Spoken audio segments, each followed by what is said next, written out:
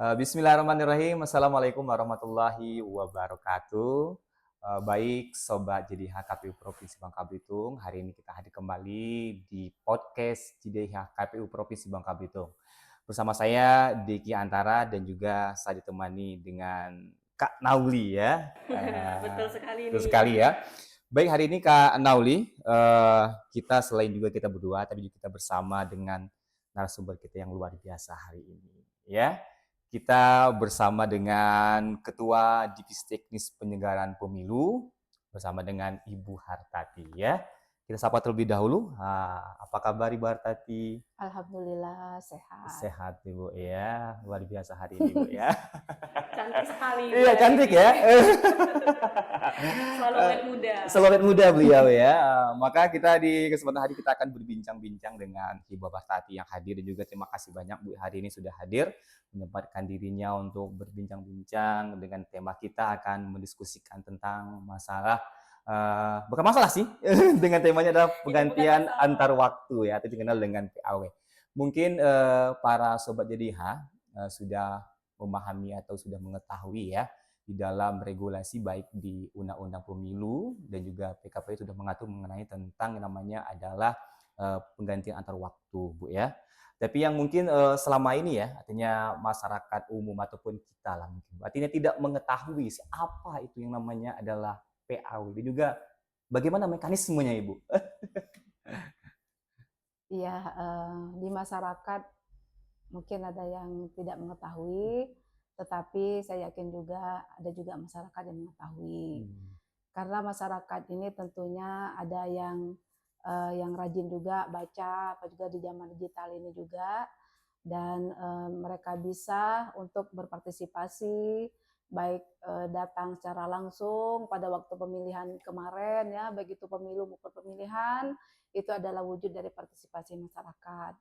Meskipun tidak jadi penyelenggara, tetapi mereka sudah berupaya untuk bertanggung jawab atas bagaimana kemajuan negeri bangsa kita ini agar menjadi lebih baik untuk setiap ada pemilu maupun pemilihan. Harus ada perbaikan di segala sektor yang kita harapkan perekonomian semakin meningkat, pendidikan dan kualitas masyarakat kita juga semakin meningkat ke depannya. Oh ya, seperti itu ya artinya Bu, mengapa tentang masalah penggantian antar waktu Bu ya. Ya. Jadi gini Bu ya. Belum selesai. Belum selesai. Oh iya. Itu terkait partisipasi. Iya, partisipasi gitu ya. ya. Kemudian apa sih PAW? PAW mungkin di masyarakat saja pernah juga melihat kenapa ya, misalnya di satu dapil di kabupaten ya, ada DPRD yang pada waktu pemilihan di tahun 2024 yang terupdate, yang terbaru kemarin ya, dan sekarang baru memasuki 1 tahun 2025 ya. Tentunya kenapa misalnya ada Bapak si A yang menjabat sebagai DPRD Provinsi Kepulauan Bangka Belitung, tetapi sudah meninggal dunia. Nah, sudah meninggal dunia, sedangkan masa jabatannya baru 1 tahun. Sementara masa jabatan DPRD ini kan kita ketahui 5 tahun 5 tahun ya. Tetapi belum selesai masa jabatannya ini, sudah beliau Bapak yang bersangkutan tadi, Dewan tadi, telah meninggal dunia. Nah, itulah salah satunya mengapa terjadi PAW. itu ya, penggantian antar waktu. Ya. Nah, penggantian antar waktu ini kalau di kalangan kita wilayah provinsi ya, tentunya kita melakukan penggantian antar waktu untuk DPRD provinsi. Nah, untuk yang di wilayah KPU kabupaten kota, itu kan ada namanya, kita kenal di masyarakat DPRD kabupaten. Yang bertugasnya Bu ya? Bertugasnya DPRD kabupaten atau di kota Pangkal Pinang ya. Artinya DPRD kabupaten ada Bangka, ada Belitung, Belitung Timur ya, Bangka Selatan, Bangka Barat, dan lain-lainnya yang kita ketahui di wilayah kita. Ada 6 kabupaten, 1 kota. Gitu. Dan ada satu lagi DPRD provinsi gitu.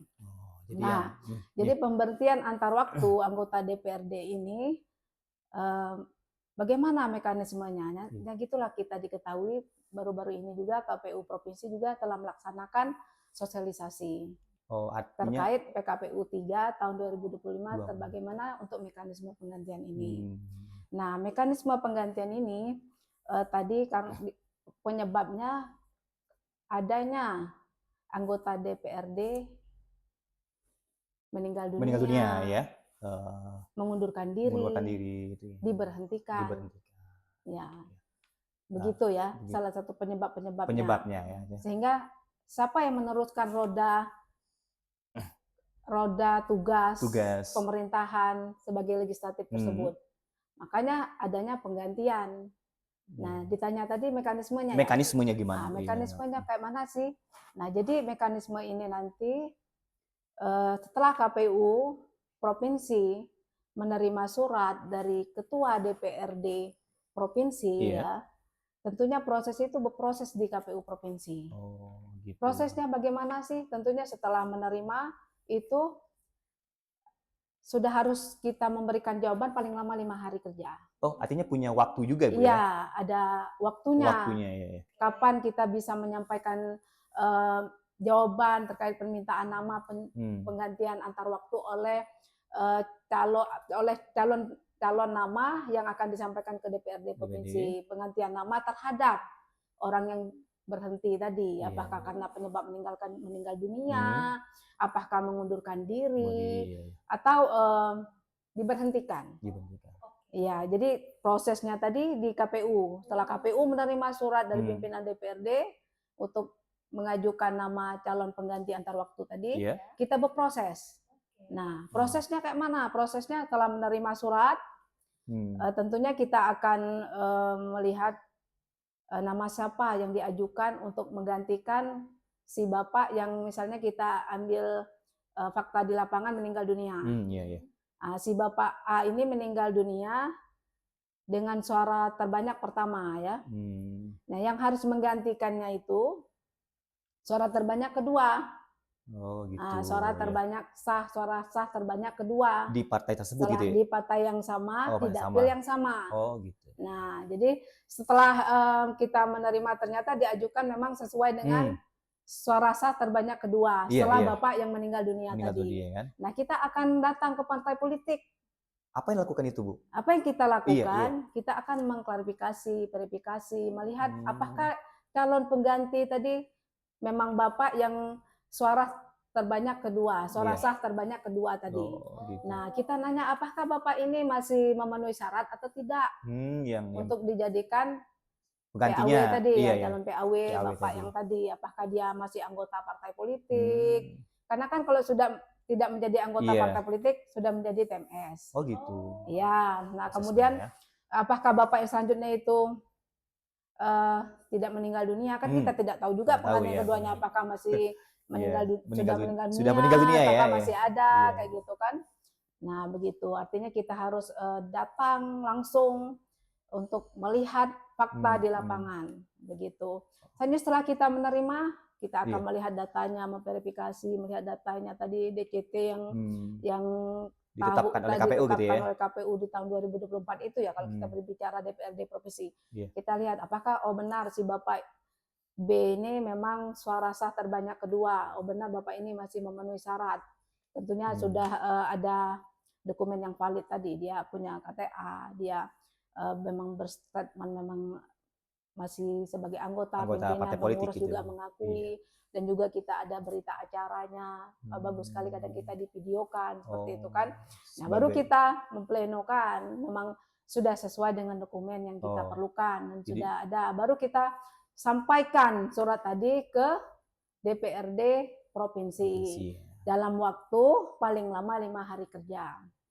Ada limit waktu juga jadi proses untuk mekanisme tadi ya? Iya. Dari mulai diajukan dari DPD provinsi ke KPU, kembali lagi ke DPD provinsi untuk memproseskan itu, Bu ya? Iya. Proses di KPU, kita menyampaikan nama harus sesuai dengan PKPU dan juknis di lapangan. Iya. Artinya itu prosesnya, akhirnya mekanisme. Cukup seperti itu. Mekanismenya, Bu ya. Jadi ini Bu menegaskan kembali, Bu ya, dalam kondisi sampaikan tadi ya. Ini tapi menegaskan, artinya dalam kondisi apa PAW itu memang dilakukan. Kayak itu kan Ibu sampaikan tadi salah satunya adalah meninggal dunia dan juga apa yang lain, Bu ya? Dalam kondisi apa yang memang dilakukan namanya adalah mengundurkan diri. Misalnya ya kemarin kita ada beberapa anggota DPRD provinsi yang mencalonkan diri sebagai kepala daerah. Entah itu menjadi bupatinya atau wali kotanya kayak gitu atau wakilnya. Kan persyaratannya harus mengundurkan diri. Harus mengundurkan diri. Iya, harus mengundurkan diri. Tentunya karena sudah mengundurkan diri, proses PAW yang telah diajukan ke kita tadi, kita sudah menerima surat dari pimpinan DPRD provinsi. Kita harus menjalankan tugas kita untuk segera melakukan prosedur tersebut untuk melakukan PAW. Artinya Kak Nauli ya. Itu proses atau mekanisme ya. Mungkin dapat ilmu sekali. Dapat ilmu sekali ya. Hari ini mungkin selama ini mungkin kita hanya mengetahui dasar PAW ya. PAW itu apa sih? Cuma pengganti antar waktu. Iya, tapi hari ini kita dikupas secara tuntas ya. Sangat dalam sekali. Sangat dalam sekali. Mungkin Kak Nauli ada yang perlu didiskusikan atau tanyakan ke Ibu Hartati ini. Wah, mungkin ini Ibu. Tadi kan sudah menyinggung PAW itu bisa karena meninggal dunia, bisa karena berhenti atau diberhentikan. Ini menyinggung terkait dalam kasus diberhentikan. Nah, apabila sudah diberhentikan, lalu dia melakukan upaya hukum, biasanya upaya hukum apa yang bisa dilakukan oleh orang tersebut, Ibu? Misalnya diberhentikan oleh anggota sebagai anggota partai politik. Sementara yang bersangkutan adalah suara terbanyak kedua. Iya, benar. Kita ambil fakta di lapangan. Ini memang terjadi kemarin di Provinsi Bangka Belitung, ada yang PAW-nya karena ada case-case seperti itu. Iya. Misalnya ada dia di mahkamah partainya, itu kan karena dia diberhentikan dari anggota partai politik, di internal partai politiknya dia masih mengajukan di mahkamah partai. Maka apa sih yang harus dilakukan KPU ketika kita dihadapi dengan case-case yang seperti itu? Maka kita harus berpijak pada dasar hukum tadi ya, pada PKPU sebagai landasan memperkuat langkah kita dalam menjalankan tugas. Tentunya karena yang bersangkutan adalah suara sah terbanyak kedua. Kalau secara aturan memang yang bersangkutan seharusnya menjadi penggantinya, tetapi karena sudah tidak menjadi anggota partai politik yang dapat kita dapat info beliau sudah tidak menjadi anggota partai politik, tentunya kita harus berhati-hati dan menjalankan tugas sesuai dengan aturan. Kita datang lagi, tetap kita terima surat. Tetapi misal yang diajukannya adalah nama yang ketiga, misalnya tadi nomor 1, suara sah terbanyak ke-1, tetapi yang diajukan suara sah terbanyak ketiga, misalnya kan sebabnya mungkin tadi tapi kalau secara aturan kan adalah suara sah terbanyak kedua, tapi yang diajukan ke kita adalah suara sah terbanyak ketiga. Nah, KPU dalam hal ini harus rapat mendiskusikan langkah apa yang harus kita lakukan. Nah, langkah yang kita lakukan setelah kita melihat DCT, suara sah terbanyaknya adalah si Bapak B tadi tetapi yang diajukan adalah Bapak C, maka kita harus melakukan klarifikasi. Klarifikasi dan melihat juga verifikasi ke kantor partai politik yang bersangkutan. Tujuannya apa? Tujuannya menanyakan apakah Bapak yang suara sah terbanyak kedua ini memang sudah tidak menjadi anggota partai politik yang di partai tersebut di dapil yang sama di partai tersebut di dapil yang sama dan suara terbanyak keduanya tadi Nah, ternyata setelah kita mendapat informasi misalnya tidak memang yang bersangkutan memang sudah tidak menjadi anggota partai politik tersebut. Nah, tetapi kita masih mendapatkan informasi juga dari Bapak si B, suara sah terbanyak kedua yang bersangkutan menyatakan dia tidak tahu bahwa dia sudah diberhentikan menjadi anggota partai anggota partai politik tersebut. Yang dimana di tahun sebelumnya atau di tahun 2024 kita ambil sampel itu tahun 2024 dia bersangkutan mencalonkan diri lewat partai politik tersebut, dicalonkan oleh partai politik tersebut karena peserta kita ini dalam pemilu itu adalah partai politiknya ya. Hmm. Yang kalau di masyarakat kadang-kala lebih kenal orang yang mencalonkan diri Oh, ketimbang iya. partai politiknya. Partai politiknya ya. Ya. Sosoknya gitu ya. Iya, sebenarnya kan untuk yang mengajukan orang-orang itu adalah partai politiknya. Partai politiknya. Ya, adalah jadi orang itu adalah bagian dari partai politik. Nah, setelah kita mendapatkan info tadi, kita datang juga baik itu ke partai politik, kemudian ke Bapak yang memiliki suara sah terbanyak kedua tadi. Yeah. Nah, setelah kita tanya, masih mendapatkan info menyelesaikan masalah internal di Mahkamah Partai. Oh, nah, masih. Nah, tentunya yang bersangkutan juga mungkin ada lawyer juga kan. Yeah. Artinya kita tetap menjalin koordinasi, komunikasi yang baik kepada kedua belah pihak ini. Baik itu kepada partai politik maupun kepada calon yang memiliki suara sah terbanyak kedua dan memiliki suara sah terbanyak ketiga. Karena ini kan ada 3 kan. Iya, benar. Yang 1 meninggal dunia. Diajukan calon yang ketiga, tapi kita juga harus berkomunikasi dengan calon suara sah terbanyak kedua tadi. Nah, setelah kita juga berkomunikasi, ternyata kita mendapatkan informasi yang berbeda ya, contoh tadi ya, dari partai politiknya menyatakan sudah diberhentikan sebagai anggota partai politik, dari yang Bapak memiliki suara sah terbanyak kedua ya. Belum mengetahui bahwa dia sudah berhenti, artinya merasa masih menjadi anggota, masih merasa itu ya memenuhi syarat lah untuk diajukan sebagai calon pengganti tadi anggota DPRD yang meninggal dunia ya.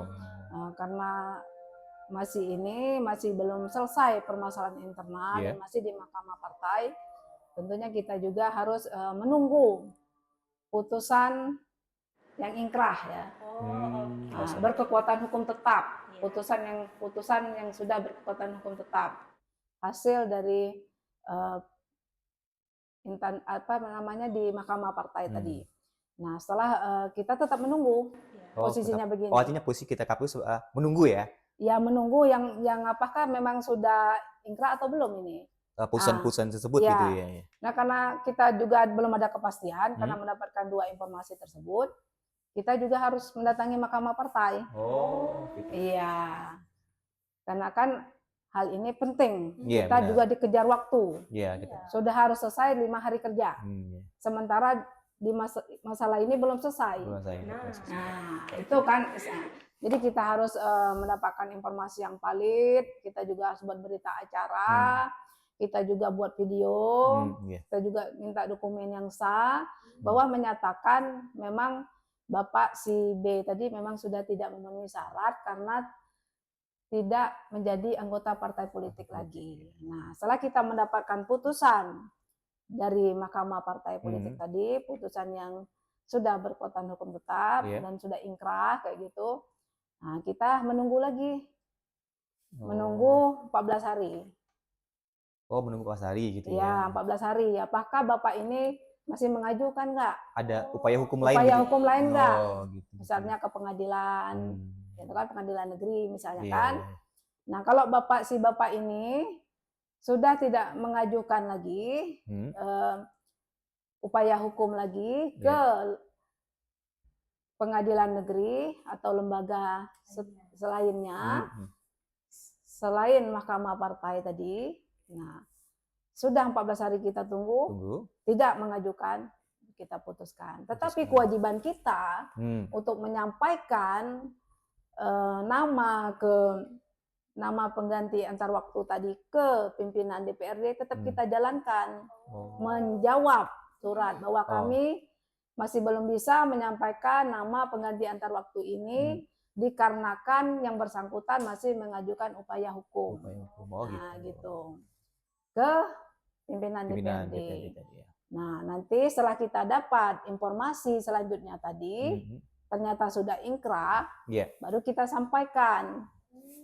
Baik dia mau mengajukan di pengadilan negeri, mau dia ke lembaga lebih tinggi lagi, Mahkamah Agung misalnya kan. Setelah semuanya sudah ingkrah, sudah ada keputusan berkekuatan hukum tetap, baru kita Palu. ya menyampaikan. Jadi Iya. prosesnya ini yang berlama-lama itu biasanya memang ada persoalan-persoalan lain. Oh, Ya, kayak gitu. misalnya tadi ada upaya hukum. Upaya hukum ya. Dan yang diajukan tadi ternyata bukan suara sah terbanyak kedua misalnya. Iya. Atau ketiga, keempat, kan bisa saja orang mengajukan yang kelima misalnya kan Iya. gitu kan, ya kan mungkin ada persoalan-persoalan yang kita sebagai penyelenggara KPU ini harus benar-benar berpijak pada dasar hukum dan juga harus berhati-hati bertindak, menganalisa, dan juga kita harus jalin komunikasi yang baik, begitu.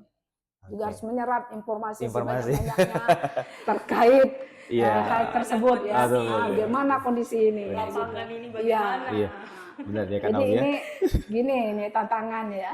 Ya, tantangannya. gitu. Tangan ibu teknis ini, ibu divisi teknis ini. Maka harus juga menyampaikan informasi dari berbagai sumber gitu ya, Iya, agar kita mengetahui untuk proses ini bagaimana kan. Siapa tahu kan mungkin secara teoritisnya, Betul sekali Bang Diki. tapi tetap kita mengacu kepada aturan sesuai dengan peraturan yang sudah ditentukan gitu Bu ya. Gimana Noli, masih ada yang perlu diskusikan? Wah banyak sekali. Banyak Bang Diki. ini ya. Mungkin Kak Noli ya, atau misalnya Kak Noli ada lagi? Mungkin ini Bu, apabila orang-orang ini nih berada pada suaranya sama nih. Suara sah Iya, sama. iya. Nah, Problemnya suaranya misalnya sama Bu nih, ya. problemnya lagi-lagi nih di lapangan suara sahnya nih sama.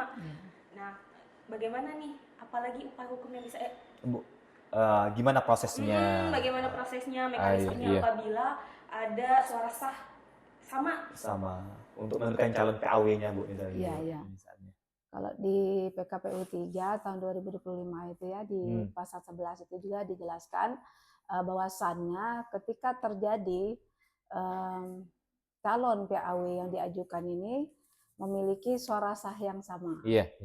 Misalnya kita ini mau ambil laki-laki atau laki perempuan ini. Kita ambil contoh satu laki-laki, satu perempuan. Ya, itu akan beda juga perlakuannya. Coba pada akhirnya nanti. Pada akhirnya hasilnya siapa yang menentukan setelah gitu ada ya? step by step yang dilalui dalam mekanismenya dalam penentuan. Misalnya gini Bu, misalnya laki dan perempuan. Nah, gimana nih kalau laki dan perempuan ya? Misalnya kita ambil example ya. Iya, Bang, apa? Kita ambil contohnya si Bapak A memiliki suara 1.500. Kemudian si Ibu B memiliki suara 1.500. Nah, kan mereka berdua sama-sama memiliki suara sah terbanyak kedua. Iya. Tetapi duanya ada dua ini. Iya, ada dua. Iya, dua laki-laki. Ini nomor urut suara sah terbanyak keduanya. Satu laki-laki, satu perempuan. Nah, ketika kita menghadapi case yang seperti ini, yang kita lakukan adalah kita lihat persebaran wilayah yang lebih luas, suara sah terbanyak yang lebih luas ya. Gitu ya. Nah, ya. Persebaran suara sah yang lebih luas secara berjenjang. Ada kata berjenjang. Berjenjang itu ya. Iya.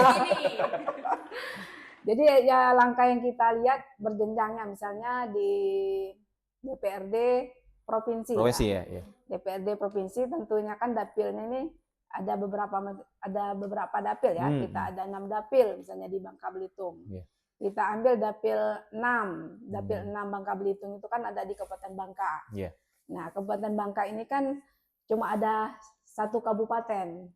Nah, jadi artinya sudah melewati kabupaten ya. Artinya sudah 1.500, 1.500. Iya. Nah, kita lihat di 1 kabupaten itu ada berapa kecamatan. Nah, kita lihat tingkat kecamatan. Nah, sekali lihat kecamatan itu ada 8 kecamatan. Sama enggak? Ternyata yang satu dapat 4 kecamatan sebarannya, 4 kecamatan juga. Sama lagi nih. Ya. Bingung lagi nih Bu kalau saya gitu. Apa yang harus kita lakukan dengan kondisi seperti ini ya? Nah, kita harus melihat lagi di tingkat ke bawahnya lagi. Apa di bawah kecamatan? Ada kelurahan atau desa.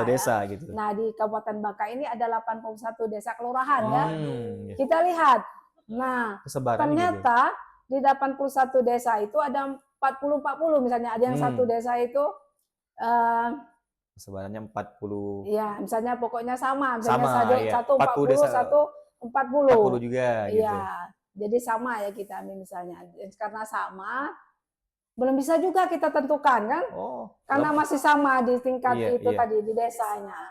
Nah, kemudian Kabupaten Bangka di pemilu 2024 itu ada berapa banyak TPS sih? Oh, Ternyata dilihat ya. 455. Nah, di TPS ternyata masih sama juga Iya. jumlah yang mereka dapat ininya di TPS, sebaran di TPS. Misalnya 220, satu 220 juga.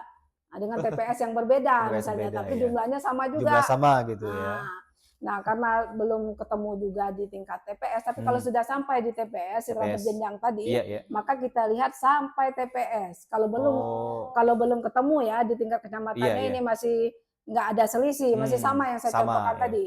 8 kecamatan sama-sama 4. Iya. Kalau sudah ketemu di tingkat kecamatan, sudah bisa tentukan. Tentukan. Satu menang 4, satu menang 5 misalnya. Jadi kan yang 5 langsung. Persebaran untuk Nah, di desa, misal di kecamatan sama, turun ke desa, desanya tadi ada 81, desa kelurahan ada 81, misalnya yang satu ada 30, yang satu misalnya ada 35. Sudah bisa juga kita tentukan sampai desa tadi. Oh, iya. Nah, tapi ternyata kita tadi misalnya menemui keadaan case yang masih sama juga. Di TPS-nya sama Ya, nih. Sama. Di TPS juga sampai TPS belum, misalnya di TPS itu ada yang 200, ada yang 202. Walaupun dia cuma menang 2 atau 201 Iya, yang iya. tetap yang 201 itu yang kita sampaikan nama yang bersangkutan ya. Gitu. Nah, ketika sudah selesai secara berjenjang ini ya, artinya kita lihat Persebarannya tadi kan. suara sah yang lebih luas secara berjenjang tadi.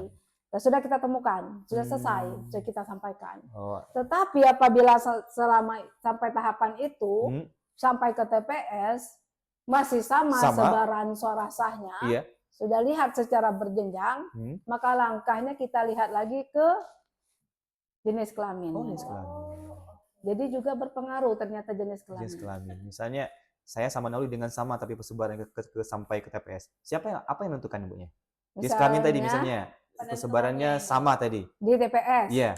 Sama ya. Iya, sama. Maka kita langkah selanjutnya kita lihat jenis kelaminnya. Maka apabila yang satu laki-laki dan yang satu perempuan dengan sebaran suara terbanyak, suara sah terbanyak, maka yang perempuan ditentukan. Oh gitu. Ya. Ternyata ngaruh. Oh ngaruh juga. Tetapi misalnya sama-sama ini laki-laki, itu tadi misalnya perempuan.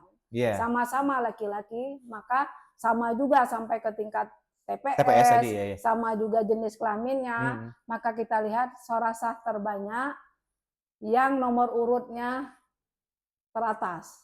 Misalnya ini yang si A nomor urutnya 1, yang si B nomor urutnya 3, atau yang si B nomor urutnya 2. Maka nomor urut 1 tadi walaupun dia sama-sama dengan sebaran sama sampai sebaran yang sama, dengan suara sah terbanyak sama, dengan jenis kelamin yang sama. Jadi acuannya nomor urut gitu Bu ya? Nomor urut dengan jenis kelamin yang sama namanya? Berpengaruh dengan jenis kelamin yang sama. Tetapi jika jenis kelaminnya tidak sama, maka perempuanlah yang ditetapkan. Iya. Jadi kaum perempuan ini jangan setengah-setengah kalau mau mencalonkan diri. Iya benar. Harus fight ya, harus tarung sama laki-laki karena kesempatannya juga besar ya. Dan sudah dijamin kan di dalam undang-undang PKPU itu. Arti lebih spesifik nih Kak Nauli ya. Iya, ibaratnya menjelaskan. Iya. Artinya tadi kalau misalnya berdasarkan jumlah suara sah terbanyak dan juga misalnya kalau tadi ada permasalahan yang berhubungan dengan perolehan suara yang sama seperti itu ya. Jadi ini mendapatkan pengetahuan kepada semua ya Kak Nauli ya. Ini Kak Nauli kita ini ngomong tentang masalah ini ya tentang LHKPN ya bagi calon PAW. Gimana nih Bu? Nah misalnya di tahun 2024 kemarin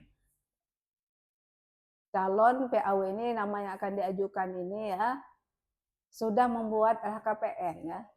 Sudah melaporkan pajaknya. Tetapi yang dia dicalonkan untuk PAW tadi, calon PAW, itu di tahun 2025 misalnya, atau di tahun 2026. Iya benar. Karena yang bersangkutan akan menggantikan anggota dewan sebelumnya, entah itu dikarenakan tadi ya, meninggal dunia, mengundurkan diri, atau diberhentikan. Nah dia harus yang terupdate. Dia harus membuat ulang lagi bagi laporan yang pajaknya. Calon PAW tadi gitu ya? Iya. walaupun dia sudah ada misalnya membuat ada kepentingan apa Iya, atau iya. yang bersangkutan di tahun sebelumnya sudah membuat, dia harus update. Oh, jadi harus Dia harus membuat yang terbaru. yang terbaru ya. gitu.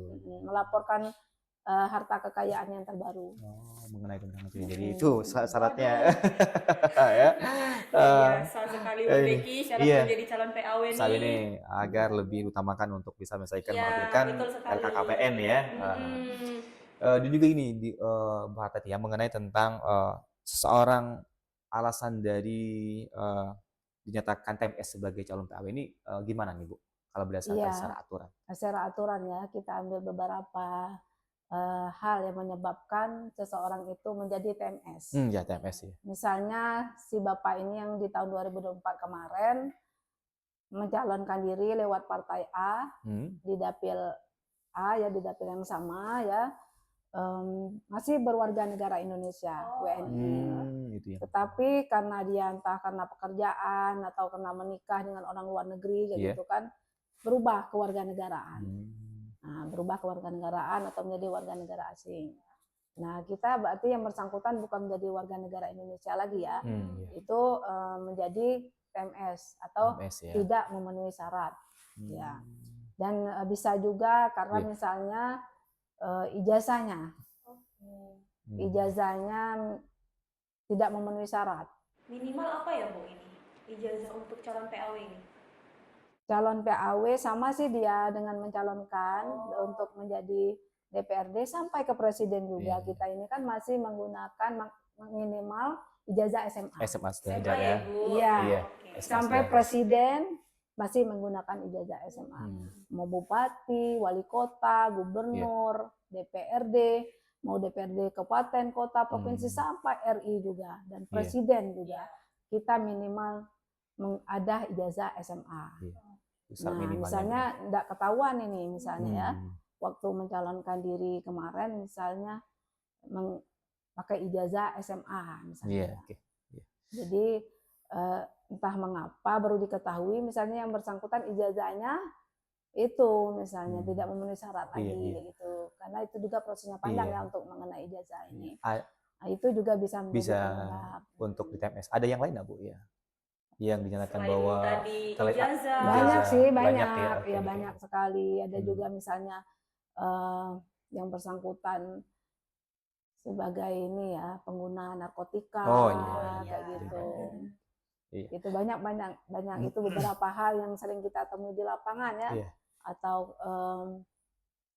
yang bersangkutan nggak sehat jasmani rohani ya misalnya kayak gitu. Karena pada saat mencalonkan memang sehat jasmani rohani, tapi itu pada kan saat ada proses-proses. yang banyak proses. Jadi yang dilalui yang gitu penting kita orang yang diajukan kita yang tadi ya, yang tadi apa namanya tadi mengundurkan diri, meninggal dunia, diberhentikan. Tapi masih ada lagi, misalnya orang yang diajukan ini hampir sudah selesai masa jabatan.